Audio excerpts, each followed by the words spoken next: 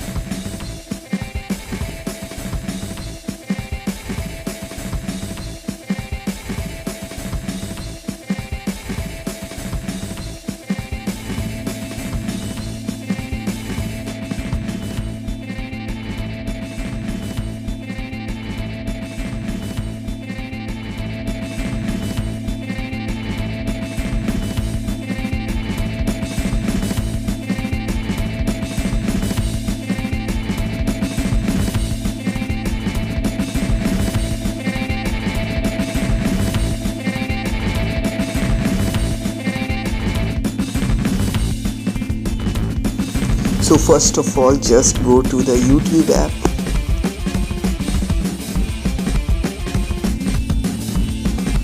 Now click on the channel profile icon. Now click on the settings. Click on general.